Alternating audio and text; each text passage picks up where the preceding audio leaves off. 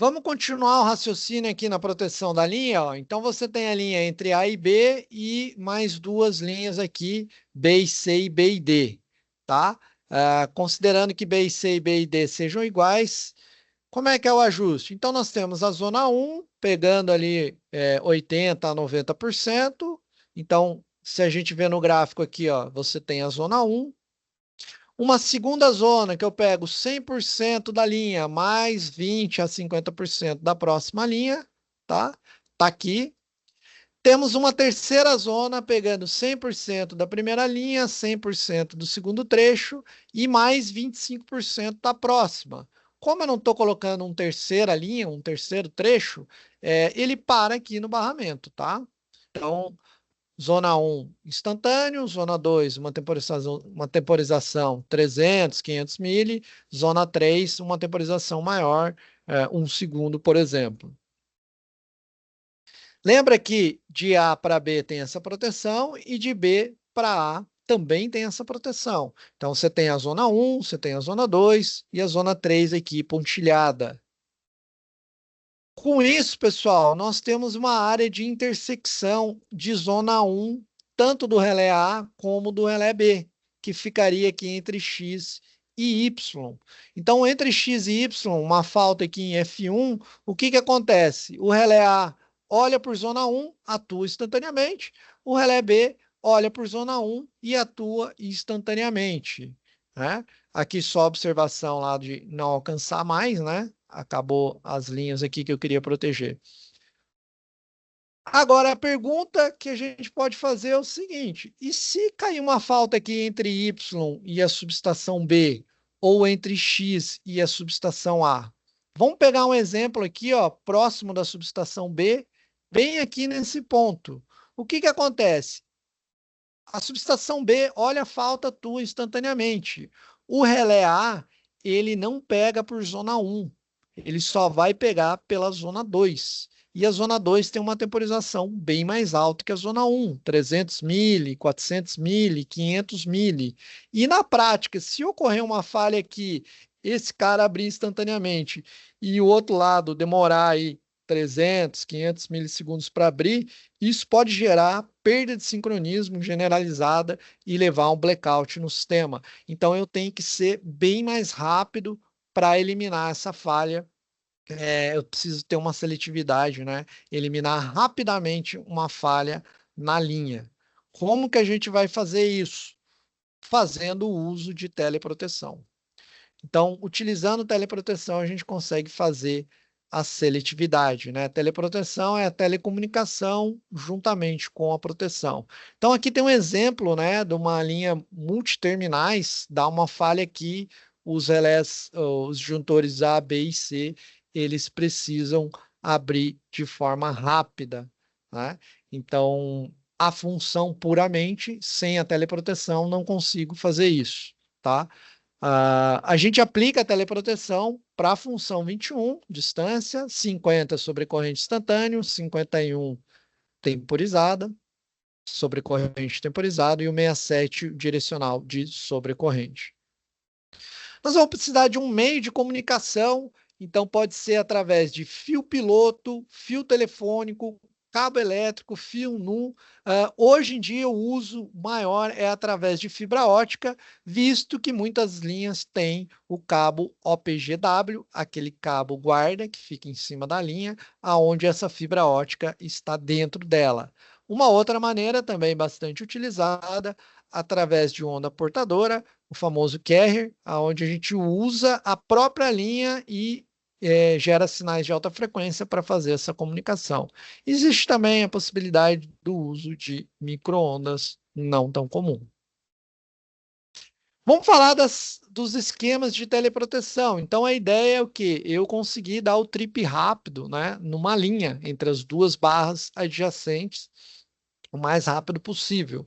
Então, aqui está alguns, os principais, eu diria, que é o esquema DUT, PUT, POT, DCB e DCUB. Dentro desses esquemas, você tem ainda pequenas diferenças, tá, pessoal? Então, não vou me ater aos mínimos detalhes, vou dar uma visão geral aí para vocês. Vamos olhar o DUT. O que que é o DUT? Direct Underwritten Transfer Trip, né? Ah, fala minha língua. Transferência de trip direto por subalcance, tá?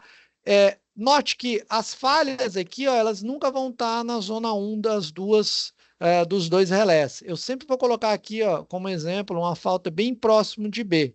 Como é que funciona? Por que que ele é subalcance? Primeiro que ele está usando a zona 1.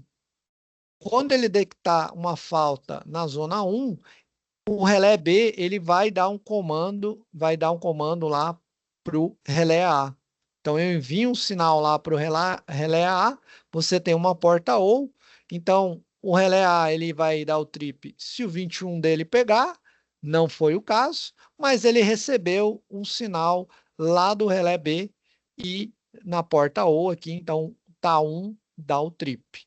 Já o relé B ele pegou por zona 1, já atuou direto, tá? Esse esquema aqui ele é também conhecido como intertrip.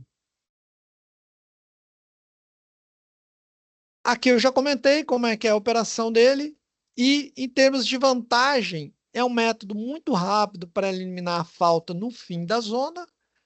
A comunicação ela é feita apenas com um canal e como desvantagem, ela não consegue proteger a linha caso um dos terminais esteja aberto ou com alimentação fraca, o famoso weak feed. Então, dependendo da topologia da rede, como é que ela está configurada, pode ter situações onde os níveis de curto-circuito ficam muito baixos, a tensão cai, né? E você não consegue determinar o local da falha. Não consegue sensibilizar, desculpa, a função 21. Então, note que se tiver aberto desse lado e esse lado aqui está fechado e dá uma falha bem aqui, ó, não pega por zona 1, né? Então, provavelmente a gente vai ter que fazer usos de lógicas, né? É, vai ter que criar alguma maneira de contornar essa situação. Vamos para um outro, tá? Eu diria que o put e o pot aqui são bastante usados. O put aqui é o transferência de trip permissível por subalcance. Então, a ideia, por que subalcance? Porque quem envia o sinal é uma zona 1, a zona 1 subalcança a linha total, né? O comprimento total da linha, a zona 1, ó, não pega toda a linha, pega um pedaço. Então, por isso, o método de subalcance, tá? Aqui ele é um pouquinho melhor, né? Por quê? Vamos pegar aqui, ó, esse relé B, identificou a falha aqui na cara dele, a zona 1 pega e já era, já deu trip. No caso da subestação A, o que que acontece? O relé B vai mandar um sinal para o relé A, então tá aqui. No caso anterior, ele já daria trip. Nesse caso, ele precisa de uma segunda confirmação, que é o quê? O 21, 2, a zona 2 do relé A, ó, que tem sobrealcance, ó, ele passa de 100%, ó, ele também tem que tá vendo essa falta. Então, eu preciso receber o sinal e ver dentro da zona 2. Ah, Michel, mas a zona 2 ela é temporizada, ele vai demorar 500 milissegundos para atuar. Não, nesse caso aqui, ó, eu estou pegando só o sinal do picape da zona 2. Então, ele viu que está na zona 2, ele vai abrir a contagem de tempo, e aí sim o sinal de trip, caso fosse necessário, aconteceria depois de 400, 500 milissegundos.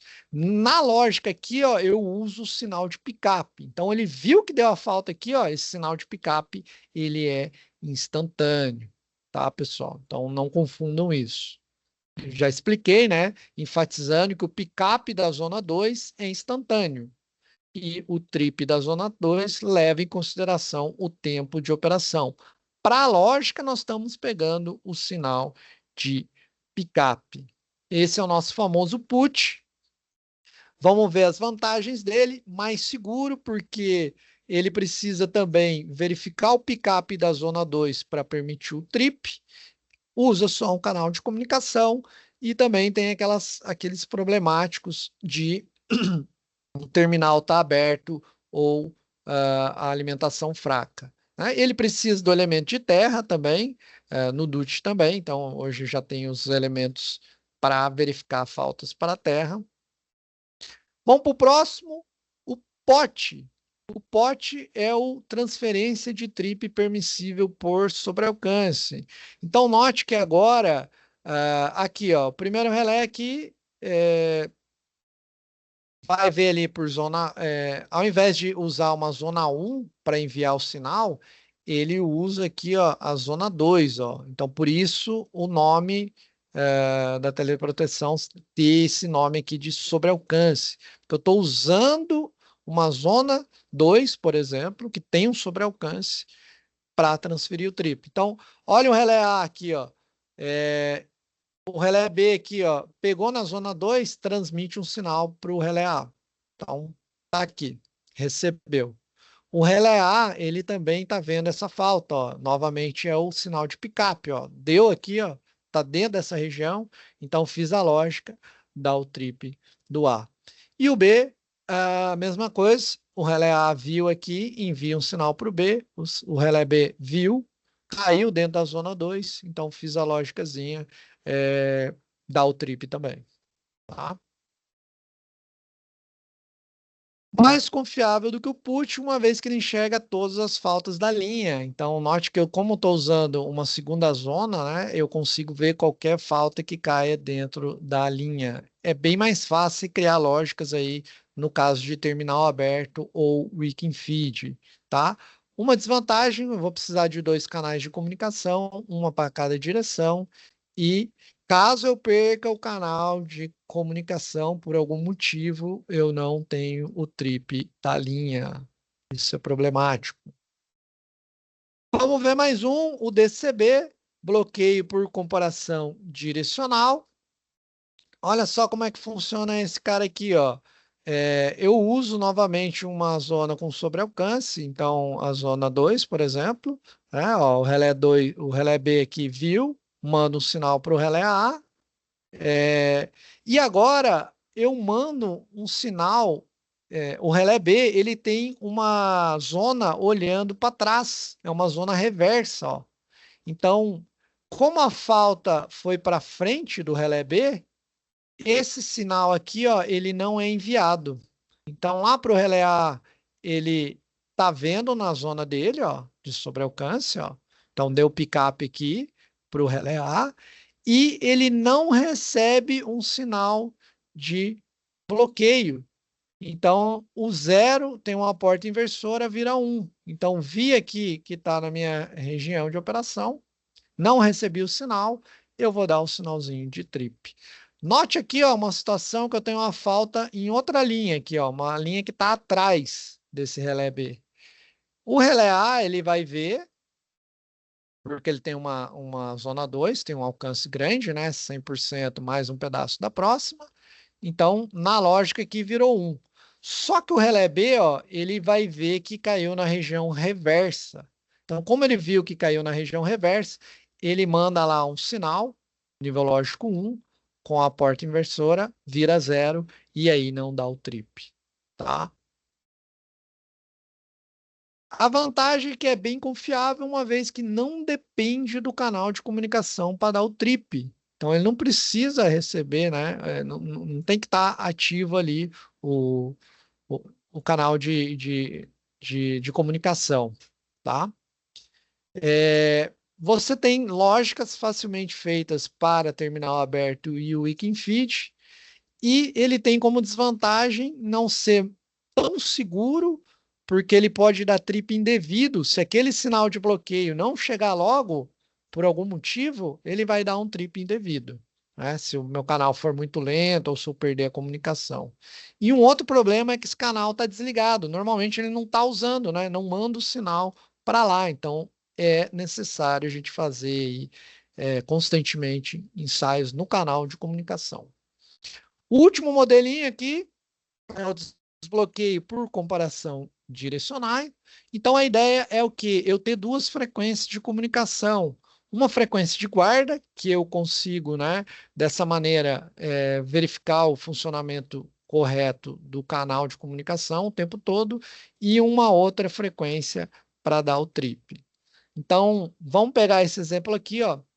Você tem uma falha aqui próximo do relé B, ó. O relé B ele usa uma zona 2 para mandar um sinal de desbloqueio numa outra frequência.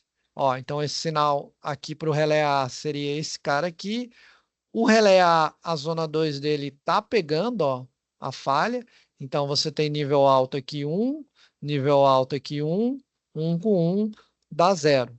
1 com 1 dá 0 não, né? Uma porta engine. Ele dá o trip do A.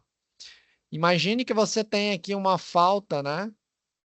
Atrás, novamente. Então, o relé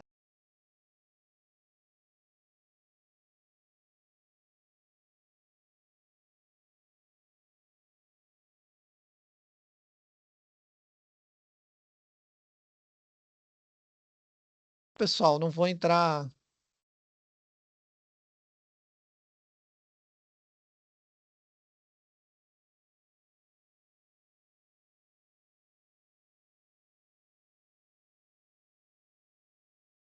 Oi, caiu? Oi, voltou, estamos te ouvindo. Deu uma Tá. pequena queda. Balançou, mas não caiu. Vamos voltar aqui, pessoal. Então, recapitulando aqui, o desbloqueio por comparação direcional dá uma falha aqui, ó, bem na cara de B. Então, B vai transmitir aqui, ó, lá para o relé A um sinal de desbloqueio em outra frequência. Como o relé A também está vendo essa falta aqui, ó, na zona 2 dele, né, o pickup aqui, ó, então você tem um chegando na porta end e o desbloqueio aqui também chegou, ó. Então essa lógica aqui ainda é irrelevante, 1 com 1 me dá o trip no A. Se fosse uma falha aqui, ó, na outra linha já, o relé B, o relé A vê essa falta. Então, nível lógico 1. Só que o relé B, ele não vai dar o sinal de desbloqueio, porque não tá para frente aqui, ó, tá reverso. Então, ele não muda a frequência e não vai ativar o trip do A. Ele tem uma pequena lógica aqui, tá? Perda de canal, não vou entrar tanto no mérito disso. A vantagem desse cara aqui é que ele é bem seguro, uma vez que você recebe um sinal de desbloqueio para emitir o sinal de trip. A gente cria facilmente aí lógicas caso perca os canais de comunicação. Dá para usar em conjunto os elementos de sobrecorrente, direcional de sobrecorrente, de neutro, 67N, tá? E a grande desvantagem é que você precisa de dois canais de comunicação, então o custo ele fica um pouquinho mais alto. Quando a linha ela tem uma impedância ali, que é uma impedância, né, considerável, então eu posso usar tranquilamente os relés de distância. Agora, muitas vezes a minha linha é muito pequena, então é difícil determinar aquele valor de impedância, ou aquela impedância é muito pequena, o relé não vai ter essa sensibilidade. Então, principalmente para linhas curtas, o que que a gente vai fazer? Vai usar o diferencial de linha.